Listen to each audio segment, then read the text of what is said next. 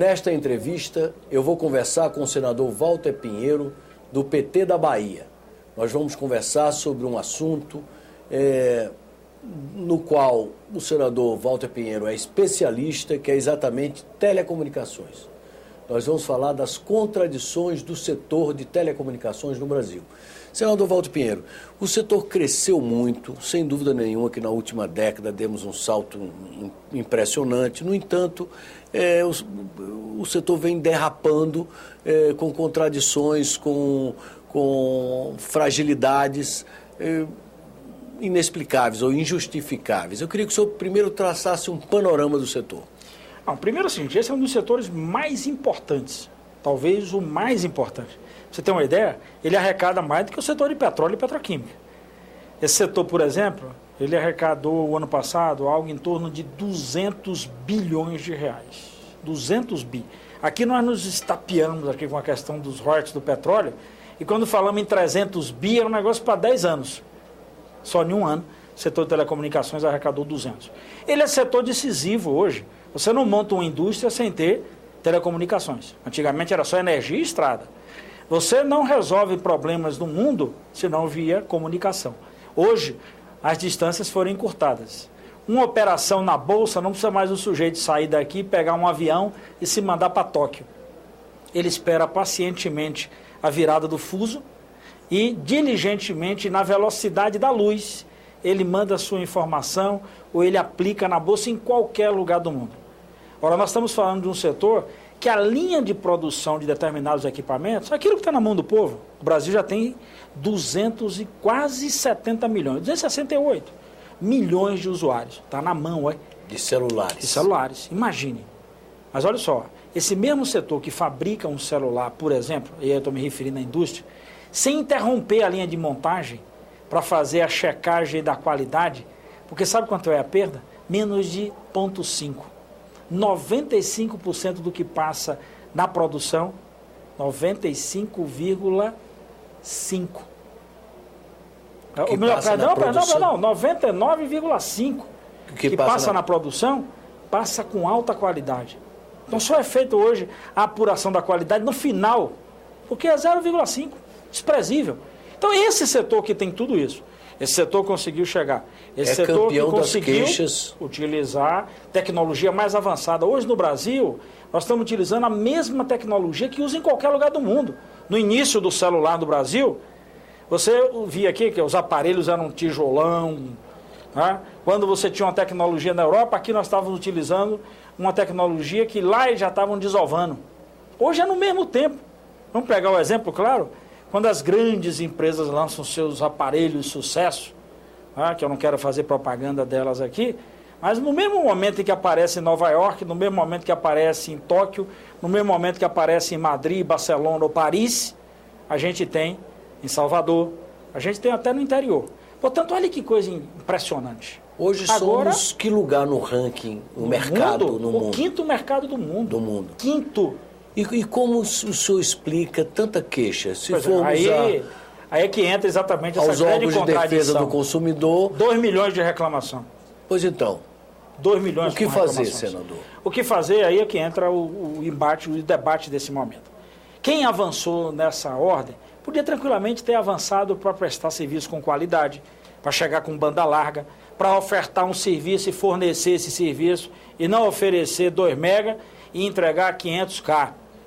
Então, para fazer isso, precisamos parar de reclamar. A reclamação das empresas é que o volume de tráfego de dados aumentou no Brasil. E é de graça.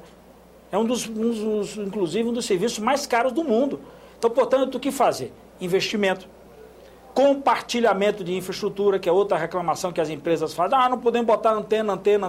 Por que não compartilha as existentes? Aliás, eu tenho cobrado isso da nossa agência, porque isso está na lei. Não precisamos votar mais nenhuma lei aqui no Senado para isso. Não. Já existe na lei que foi feita em 1997. Então, portanto, é cobrar para isso atender. As redes de distribuição serem compartilhadas. Compartilhadas. Ora, se eles reclamam, mas nós temos que botar torre, tem problemas nas cidades, etc. e tal.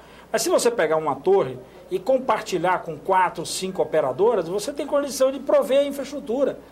Ora, outra coisa importante. Essas mesmas empresas estão experimentando o que de mais moderno tem em equipamento nesse período.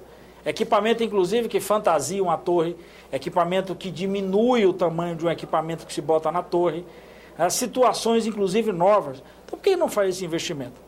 Por que as empresas não optaram por disputar o leilão na faixa de frequência de 450 MHz? Só para que você está em casa me entender, eles disputaram o leilão de 2,5 GB. Quanto maior a frequência, Armando, quanto maior a frequência, menor o raio de atendimento.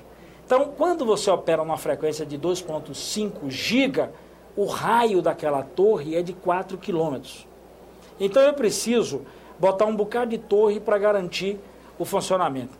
Quando a frequência é menor, no caso de 450, o raio chega até 30 km. Então, com uma torre em 30 km de raio, eu consigo bancar uma infra para atender um raio de 30 km. Então, portanto, essa disputa é importante. Levar o serviço para o interior. Existem regiões ainda desprovidas, desassistidas? Existe. Na Bahia tem vários distritos que não tem celular. No Brasil, a gente precisa ampliar essa cobertura. E não é só levar a voz. Não é só isso. A voz era no primeiro período. Agora nós precisamos chegar com serviço. Quer ver uma coisa importante para telecomunicações?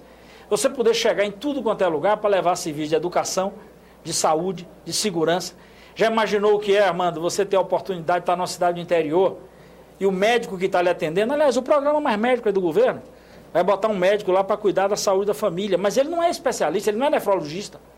Então você pegar via imagem ou via telecomunicações, você transmitir para que um especialista na ponta possa ver o exame daquela pessoa que está sendo atendida.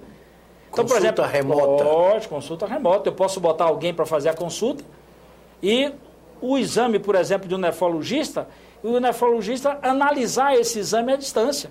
Então, eu daria amplitude, eu daria universalização no serviço de saúde usando a ferramenta de telecomunicações. Por exemplo, informação de clima para o nosso povo da agricultura, ou até para a defesa civil. Se a gente tivesse em larga escala a utilização de telecomunicações na defesa civil, talvez nós não tivéssemos tanta morte, no caso lá da Serra, no Rio de Janeiro, no caso de Santa Catarina. Você teria como informar as pessoas, como chegar nas pessoas. E aproveitar esses 270 milhões de celulares que estão espalhados, eles são canais de volta, eles servem como ponto de informação. Então, portanto, tudo isso é serviço agregado, que não vai ser prestado de graça. Portanto, levar educação, levar saúde, levar segurança, levar serviços para o interior do Brasil, não será de graça isso. E o senhor disse que não precisa de nova legislação. O que é que está faltando? Cobrança? Eu acho uma maior falta... efetividade da Anatel? Fiscalização? Eu acho que falta uma maior efetividade aí no que diz respeito à ação da agência. Tá? Chamar as empresas. Mesmo porque o lucro delas é muito grande, não é? Muito grande. Aí reclamam da questão tributária. É verdade que tem uma carga tributária alta no setor. Tá? Você tem uma carga aí de 42%, o ICMS ainda é caro. Mas esse é um debate que nós temos que fazer, inclusive, aqui no Senado e com o governo. Aliás, o governo mandou um bocado de proposta de exoneração aqui de setores. Ele tem incluído isso.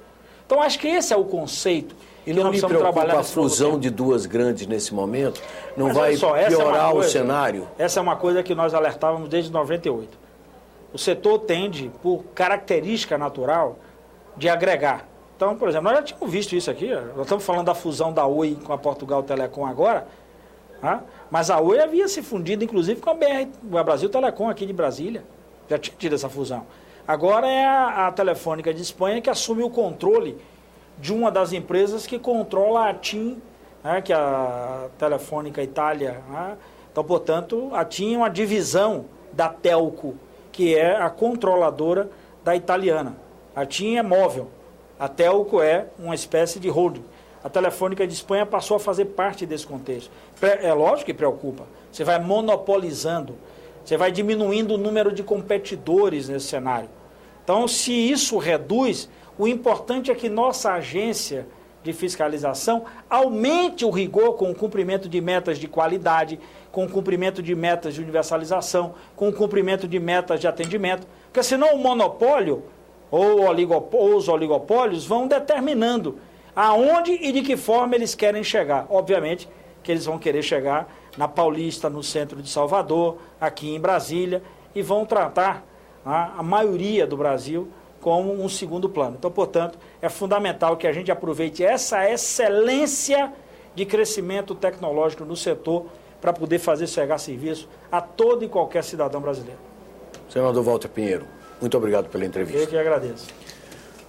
Vocês acabam de ouvir uma entrevista do senador Walter Pinheiro, no PT da Bahia, sobre exatamente as contradições do setor de telecomunicações em nosso país. Quem quiser encaminhar sugestão, comentário ou crítica, pode ligar no Alô Senado, no número 0800 61 2211, ou via internet no endereço www.senado.leg.br/TV. Até um próximo argumento aqui na TV Senado.